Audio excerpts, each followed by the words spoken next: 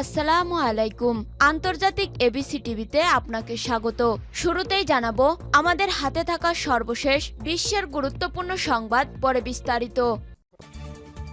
পুরোদমে Israel Iran Hezbollah যুদ্ধ চলছে, জানিয়ে দিব আমাদের হাতে থাকা সর্বশেষ গুরুত্বপূর্ণ আপডেট আন্তর্জাতিক সংবাদ। শুরুতেই জানিয়ে দিব যুদ্ধবিরতির পরও 10 গ্রামে প্রবেশে ইসরায়েলের নিষেধাজ্ঞা।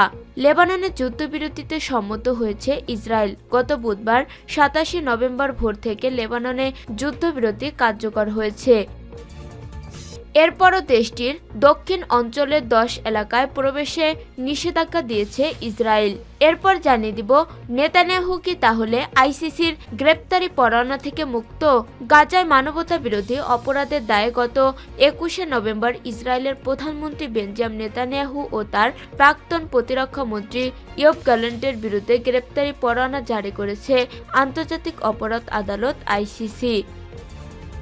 এদিকে হাইপারসনিক ক্ষেপণাস্ত্র দিয়ে হামলার হুমকি দিলেন পুতিন।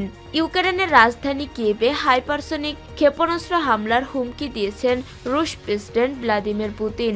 দেশটির নীতি নির্ধারণের সঙ্গে জড়িত বিভিন্ন স্থাপনায় অরেশনিক হাইপারসনিক ক্ষেপণাস্ত্র ব্যবহার করবেন বলে সতর্ক করেছেন তিনি।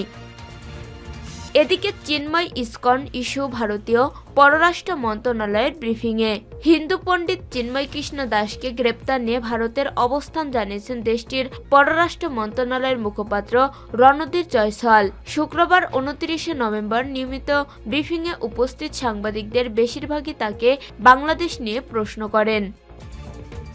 এবং সর্বশেষ জানিয়ে দিব আল্লেপো ইদলিবে 400 আল নুসরা সন্ত্রাসী নিহত। সিরিয়ার আল্লেপো ও ইদলিব প্রদেশে দেশটির সেনাবাহিনী ও রাশিয়ার বিমান বাহিনীর যৌথ অভিযানে 4 শতাধিক জাবহাত আল নুসরা সন্ত্রাসী নিহত হয়েছেন। শুক্রবার রুশ পুনর্মিলন কেন্দ্রে উপপ্রধান ক্যাপ্টেন অলেগ এই তথ্য নিশ্চিত করেছেন।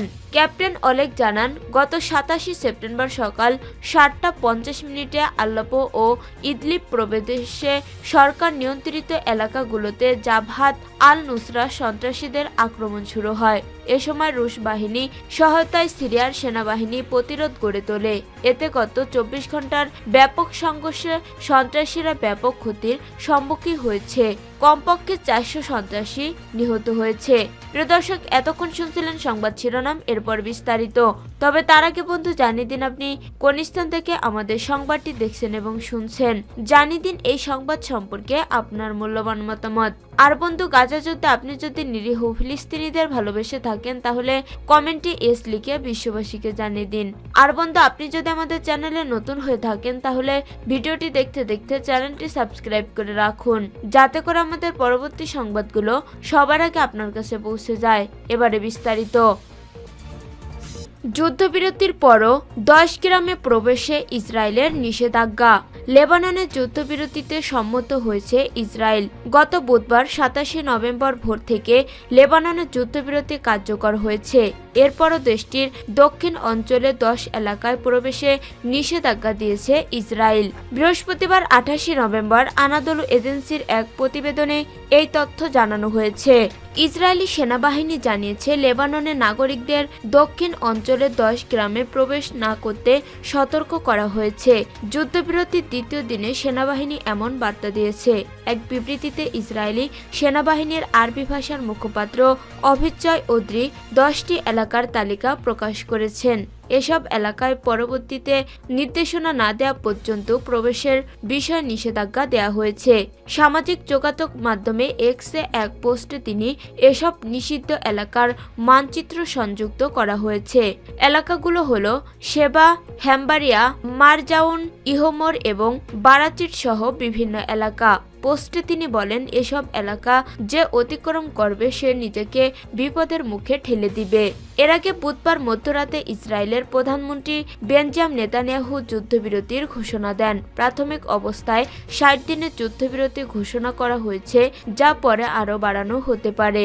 নেতানিয়াহু বলেন, নিরাপত্তা মন্ত্রিসভার যুদ্ধবিরতির চুক্তিতে সম্মতি জানিয়েছে। তিনি হুঁশিয়ারি দিয়ে বলেন, হিজবুল্লাহ যদি চুক্তির শর্ত ভঙ্গ করে তাহলে ইসরায়েল তাদের বিরুদ্ধে তাৎক্ষণিক ব্যবস্থা নেবে। চুক্তি অনুসারে আগামী 60 দিনের মধ্যে লেবানন থেকে ইসরায়েল তাদের তাদের সব সেনা প্রত্যাহার করে নেবে। অন্যদিকে হিজবুল্লাহ সীমান্ত থেকে সরে লিটানি নদীর অপর প্রান্তে সরে যাবে। এছাড়া তারা নতুন করে কোনো অবকাঠামো নির্মাণ বা নিজেদের পুনরায় অস্ত্রশস্ত্রে সজ্জিত করতে পারবে না। নেতানিয়াহু দাবি করেন, বর্তমানে আগের মতো শক্তিশালী নেই হিজবুল্লাহ। ইসরায়েলি বাহিনী তাদের কয়েক দশক পিছিয়ে দিয়েছে। তেল আবিব যুদ্ধে লক্ষ্য পূরণ করেছে। এ সময় চুক্তি অমান্য করলে কঠোর জবাব দেওয়া হবে বলে হুঁশিয়ারি দেন তিনি। নেতানিয়াহু কি তাহলে আইসিসির গ্রেপ্তারা পরোয়ানা থেকে মুক্ত? গাজায় মানবতা বিরোধী অপরাধের দায়ে গত 21শে নভেম্বর ইসরায়েলের প্রধানমন্ত্রী বেনজামিন নেতানিয়াহু ও তার প্রাক্তন প্রতিরক্ষা মন্ত্রী ইয়োব গ্যালেন্টের বিরুদ্ধে গ্রেপ্তারি পরোয়ানা জারি করেছে আন্তর্জাতিক অপরাধ আদালত আইসিসি। আইসিসির এই পরোয়ানা জারির পর নেতানিয়াহুকে তাদের দেশে গেলে গ্রেপ্তারের কথা জানিয়েছে ইউরোপীয় ইউনিয়ন সহ অনেক দেশ। তবে সম্প্রতি আইসিসির এই আদেশ না মানার কথা জানিয়েছে হাঙ্গেরি। শুধু তাই নয়, নেতানিয়াহুকে তাদের দেশ সফরের জন্য উষ্ণ আমন্ত্রণ জানিয়েছে দেশটি। হাঙ্গেরির এমন কথার পর ফ্রান্সও ভিন্ন ইঙ্গিত দিতে শুরু করেছে। প্রাথমিকভাবে দেশটি আইসিসির বিধিনিষেধ মেনে চলার কথা বললেও এখন নতুন করে যুক্তি দাঁড় করাচ্ছে দেশটি। এক্ষেত্রে প্যারিসের যুদ্ধ অপরাধের জন্য ইসরায়েলি প্রধানমন্ত্রীর বিরুদ্ধে জারি করা ওয়ারেন্ট বৈধ নয়, কারণ ইসরায়েল আইসিসির সদস্য নয়। ফ্রান্সের এমন যুক্তি দিতে পারে বাকি দেশগুলো, কারণ ইসরায়েল আইসিসির সদস্য দেশ নয়, এটা সবার বেলায় খাটে। তাহলে কি আইসিসির গ্রেপ্তারি পরোয়ানা থেকে মুক্ত নেতানিয়াহু? তাকে গ্রেপ্তার করা হবে না? ফ্রান্সের এই যুক্তির আইনত বৈধতা কি? রোম সংবিধির ২৭ অনুচ্ছেদ আদালতকে প্রতিষ্ঠিত করেছে। এর অর্থ রায়গুলি সরকারি ক্ষমতার ভিত্তিতে কোনো পার্থক্য ছাড়াই সকল ব্যক্তির জন্য সমানভাবে প্রযোজ্য এবং কোনো অবস্থাতেই একজন ব্যক্তিকে অপরাধমূলক দায়িত্ব থেকে অব্যাহতি দেয় না।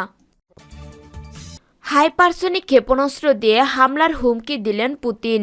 ইউক্রেনের রাজধানী কিয়েভে হাইপারসনিক ক্ষেপণাস্ত্র হামলার হুমকি দিয়েছেন রুশ প্রেসিডেন্ট ভ্লাদিমির পুতিন। দেশটির নীতি নির্ধারণের সঙ্গে জড়িত বিভিন্ন স্থাপনায় অরেশনিক হাইপারসনিক ক্ষেপণাস্ত্র ব্যবহার করবেন বলে সতর্ক করেছেন তিনি। আজ তিনি এই হুমকি দেন। ভয়েস অব আমেরিকার এক প্রতিবেদনে এই তথ্য জানানো হয়েছে। প্রায় ৩ বছরের যুদ্ধে ইউক্রেনের পার্লামেন্ট, প্রেসিডেন্ট কার্যালয় বা মন্ত্রণালয়গুলোয় হামলা চালায়নি রাশিয়া।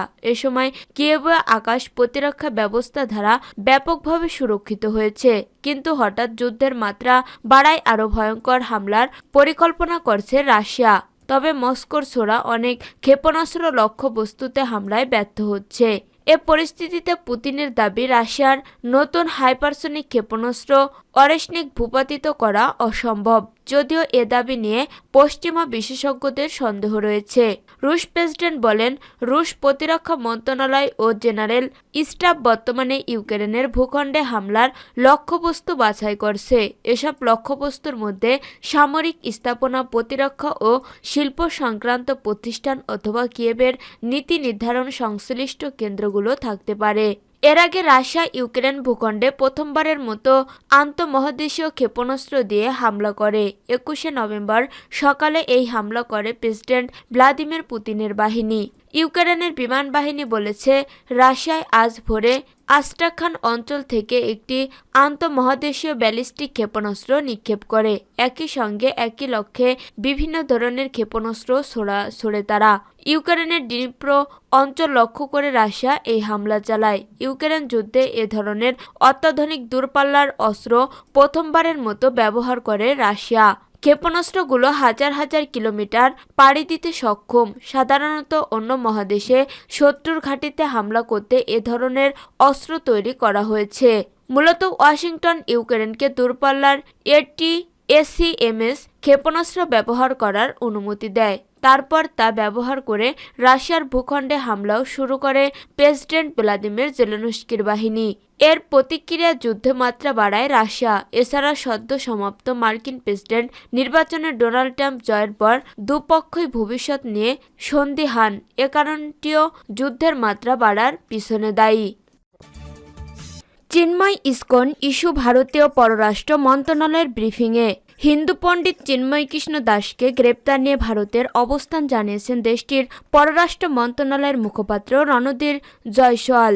শুক্রবার 29শে নভেম্বর নিয়মিত ব্রিফিংয়ে উপস্থিত সাংবাদিকদের বেশিরভাগই তাকে বাংলাদেশ নিয়ে প্রশ্ন করেন। রণধীর জয়সওয়াল বলেন, হিন্দুদের উপর হামলা নিয়ে আমরা বাংলাদেশের সঙ্গে সার্বক্ষণিক যোগাযোগ রাখছি। হিন্দুসহ অন্যান্য সংখ্যালঘুদের উপর হুমকি এবং হামলার বিষয়টি বাংলাদেশ সরকারের কাছে শক্তভাবে সার্বক্ষণিক উত্থাপন করছে ভারত। এ ব্যাপারে আমাদের অবস্থান পরিষ্কার।